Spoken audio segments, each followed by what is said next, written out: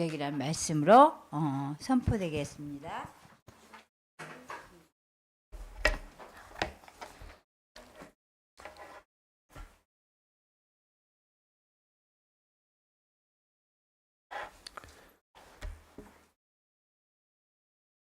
오늘 말씀은 이제 마태복음 12장 출애굽기 내용은 너무 기니까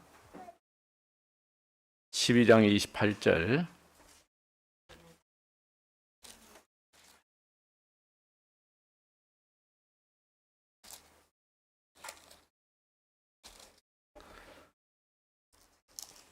(28절) 29절 두 절 보겠습니다. 같이 읽어봅니다. 그러나 내가 하나님의 성령을 힘입어 귀신을 쫓아내는 것이면 하나님의 나라가 이미 너에게 임하였느니라. 사람이 먼저 강한 자를 갤록하지 않고서야 어떻게 그 강한 자의 집에 들어가 그 세간을 강탈하겠느냐. 결박한 후에야 그 집을 강탈하리라. 아멘. 강한 자를 결박하지 않고는 강한 자가 가지고 있는 것을 빼앗을 수가 없어요. 오늘 제목은 출애굽의 기적이에요. 왜 출애굽기 말씀은 안 보고 마태복음을 봤는가? 그 내용이 같은 배경이에요. 그래서 출애굽기 5장 1절부터 12장 46절까지 이스라엘 백성이 400년 동안 노예로 있다가 언약 가진 백성이 언약을 놓치고 나니까 노예가 될 수밖에 없어요.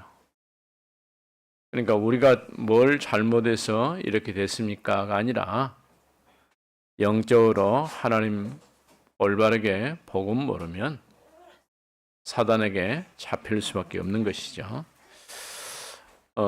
아무리 노력해도 빠져나올 수가 없어요. 그러니까 언약 백성이 언약 놓치면 또 하나님의 자녀가 올바르게 복음 모르면 우리도 모른 가운데 영적으로 사단에게 잡혀서 평생 동안 사단에게 종노 할 수밖에 없어요. 성경에 보면은 공중의 권세 잡은 자를 따르고 세상 풍습을 쫓는다 이렇게 말씀하고 있어요. 그래서 오늘 첫 번째 애굽의 열 재앙의 근본 의미는 무엇일까요? 뭐 여러 가지 얘기를 하고 있는데 결국은 우리가 뭘 아냐면은 애굽의 문화가 사단 문화이기 때문에 현장을 장악하고 있는 거예요. 우리도 모른 가운데 사단이 어느 지역 사람뿐 아니라 그 지역에 보이지 않게 영적으로 완전히 탁 잡고 있는 거야. 그래서 열 재앙의 근본 의미는 무엇인가? 이게 10가지 재앙이 있을 수밖에 없는 이유가 뭐냐? 그야말로 먼저 이제 흑암 문화가 눈에 보이냐게 흑암 문화가 완전히 잡고 있는데 그 흑암 문화의 배경은 뭘까요? 창세기 3장, 6장, 11장에서 시작된 문제. 나 중심으로 살려고 하고 물질 중심으로 물질이 최고다. 그 다음에 그 물질을 얻기 위해서는 성공을 해야 돼. 성공 중심. 그래서 하나님 떠나서 하나님 없이도 살 수 있다. 그런 생각을 갖는 것이 창세기 3장이 시작된 문제예요. 창세기 6장에서는 하나님의 아들들이 사람의 딸들을 보고 결혼했다. 결혼하는 게 나쁜 건 아닌데 그런 의미의 결혼이 아니에요. 그러니까 하나님의 자녀가 복음 없는 사람과 만나서 살면 그만큼 힘들고 어려워질 수밖에 없어요. 그래서 사람들이 뭡니까? 네피림 시대가 와버린 거야. 물질 중심으로. 그 물질을 얻기 위해서 바벨탑을 쌓아야 돼요. 요즘 우리 랩런트들도 바벨탑을 쌓는 연습 열심히 하죠. 바벨탑 같은 상아탑을 쌓고 있어요. 좋은 학교 가려고 열심히 하기 싫은 공부도 해야 되고, 그렇죠? 그것도 안 하면 또 어려워요.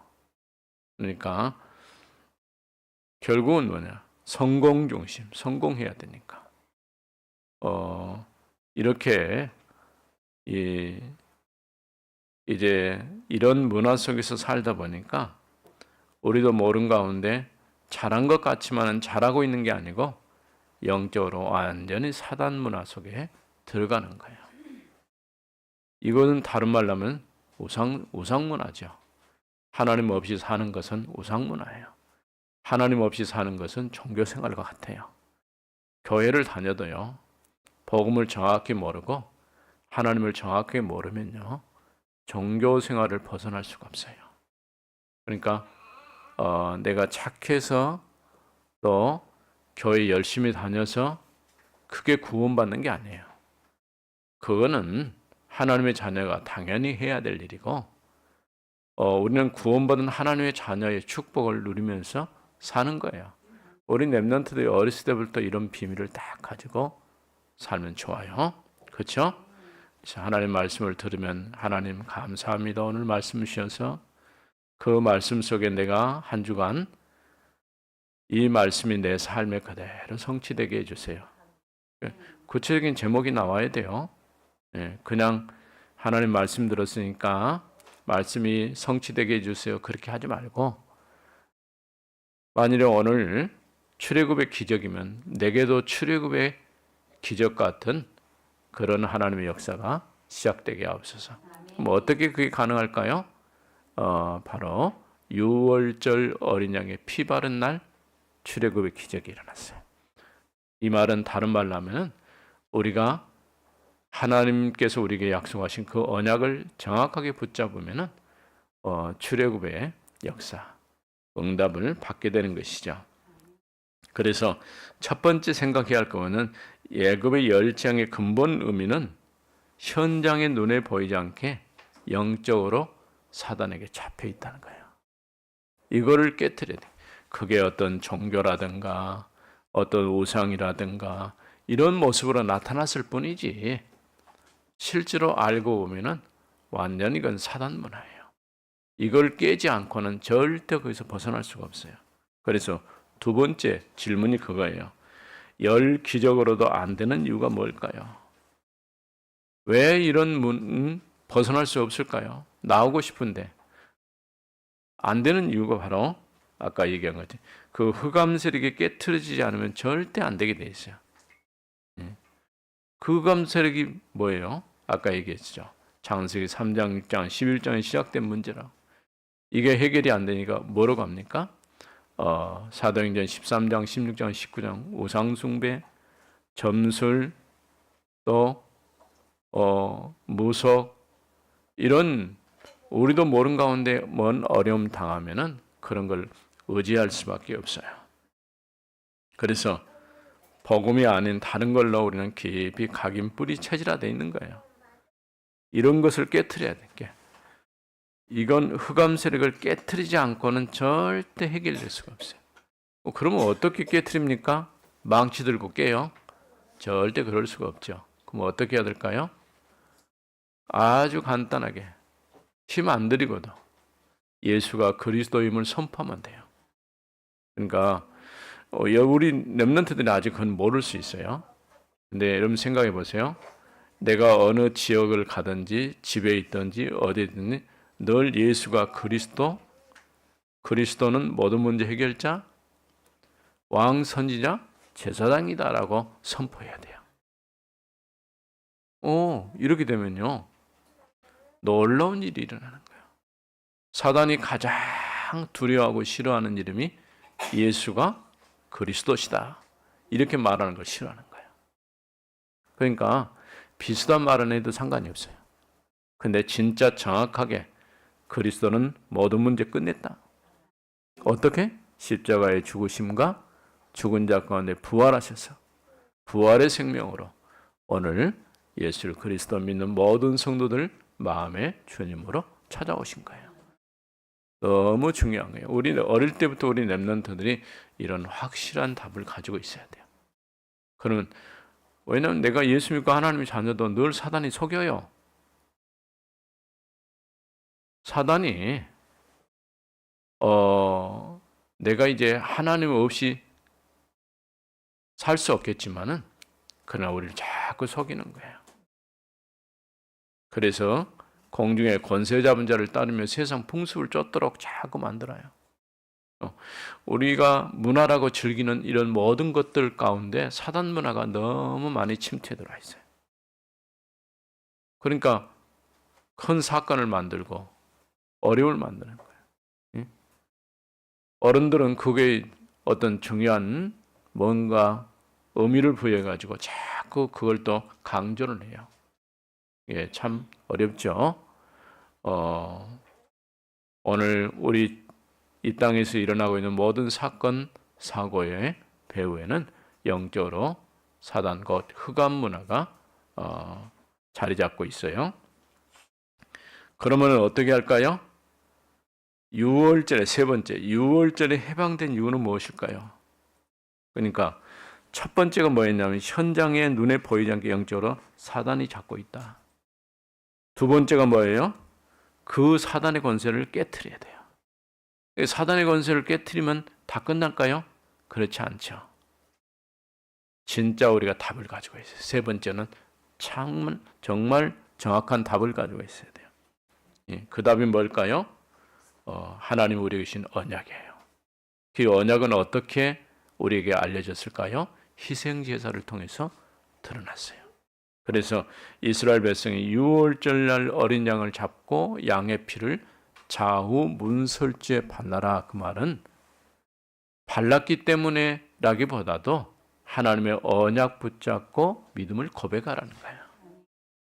예, 내가 하나님의 자녀가 된 것은 그냥 우리 엄마 아빠가 예수 믿기 때문에 내가 하나님의 자녀 된 게 아니고 내가 예수님이 그리스도인 것을 믿고 내 마음에 구세주 주님으로 영접할 때 주님이 나와 함께 계셔서 내가 하나님의 자녀가 되는 거예요.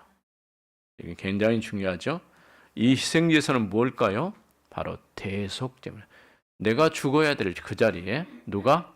그리스도께서 대신 죽으셨어요. 구약성경에는 아직 그리스도가 오지 않았기 때문에 뭘 했어요? 양을 잡거나 소를 잡았어요. 양이 대신해서 죽는 거예요. 소가 대신해서 죽는 거예요. 그래서 잡아서 그냥 고기를 나눠 먹고 그게 아니고 그 피를 뿌린 거예요. 왜냐하면 피에 생명이 있어요. 그래서 그리스도께서 나를 대신해서 죽으실 것이다라는 것을 보여주는 사건이 구약의 사건이에요. 그걸 가장 쉽게 설명해 준 사건이 바로 6월절 어린 양의 피 바르면서 이스라엘 백성이 애국에서 출애굽한 사건이에요. 또 그 전에 이미 하나님이 말씀했어요. 창세기 22장에서 아브라함이 독자 이삭을 낳았는데 번제물로 드려라. 우리 같으면 그랬겠죠. 하나님, 겨우 지금 아들 하나 얻었는데 무슨 번제물입니까? 그럴 수 있겠죠. 그런데 아브라함은 질문하지 않았어요. 이삭을 데리고 번제물로 드리려고 모리아 산으로 갔어요. 이삭이 물어봐요. 아버지, 번제할 제물은 어디 있습니까? 아브라함이 뭐라고 했어요? 하나님께서 준비하실 것이다. 하나님이 정말로 준비했을까요? 준비했어요. 어린 순양이 숯불에 걸려 있는 것을 보고 그 순양을 가져다가 이삭을 대신해서 번제물로 드린 거예요. 굉장히 중요한 사건이죠. 절대 잊어버릴 수 없는 사건이죠. 만일 생각해 보세요. 내가 죽어야 될 그 자리에 다른 짐승이 대신 죽었다. 잊어버릴 수 없겠죠. 이삭에게 각인뿔이 체질화되는 사건이었어요. 이와 같이 우리가 중요한 언약 붙잡고 희생제사에 드리는 그런 자리에 나가고 왜 희생제사입니까? 그게 대속제물이기 때문에. 대속이란 말은 내 죄를 대신해서 속한다. 대속제물. 그런 뜻이에요. 자, 다시 정리해 봅니다. 출애굽의 기적 속에서 첫 번째가 10가지 재앙의 근본 의미는 뭘까요? 현장의 사단이 완전히 장악하고 있다.